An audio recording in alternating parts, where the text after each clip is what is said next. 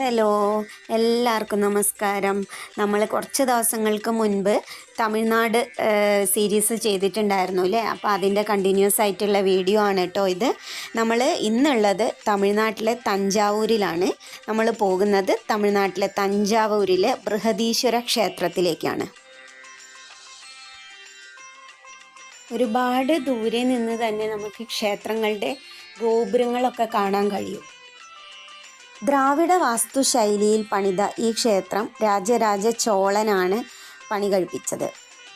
രാജരാജേശ്വര ക്ഷേത്രമെന്നും പെരിയ കോവിൽ എന്നും പേരിൽ ഈ ക്ഷേത്രം അറിയപ്പെടുന്നുണ്ട്. AD 985 തുടങ്ങി 1013 ഈ ക്ഷേത്രത്തിൻ്റെ നിർമ്മാണം പൂർത്തിയായത്. പൂർണ്ണമായും കരിങ്കല്ലിൽ തീർത്ത ഏക ക്ഷേത്രം എന്ന പ്രത്യേകത ഈ ക്ഷേത്രത്തിന് സ്വന്തമാണ്. കുഞ്ചരമല്ലൻ രാജരാജ പെരുന്തച്ചൻ എന്ന ആളാണ് ഈ ക്ഷേത്രത്തിൻ്റെ ശില്പി.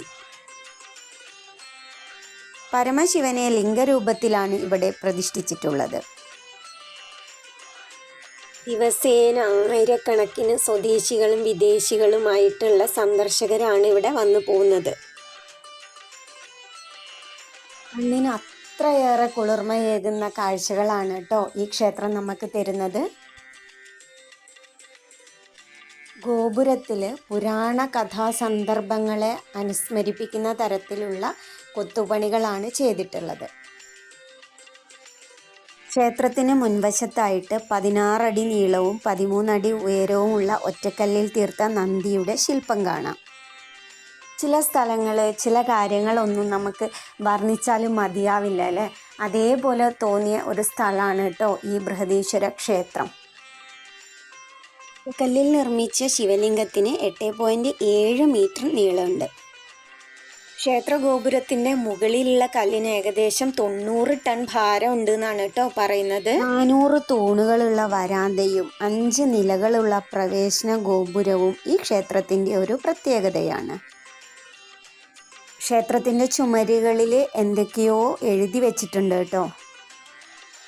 യുനെസ്കോയുടെ ലോക പൈതൃക പട്ടികയിൽ ബൃഹദീശ്വര ക്ഷേത്രം ഉൾപ്പെട്ടിട്ടുണ്ട്. അതുപോലെ നമ്മൾ ക്ഷേത്രത്തിന് പുറത്ത് കടന്നു കഴിഞ്ഞാൽ ഇതേപോലെ കാര്യങ്ങളൊക്കെ നമുക്ക് മേടിക്കാൻ കിട്ടും കേട്ടോ. ഇങ്ങനത്തെ ഭഗവാന്റെ വിഗ്രഹങ്ങളൊക്കെ മേടിക്കാൻ വേണ്ടിയിട്ട് കിട്ടും.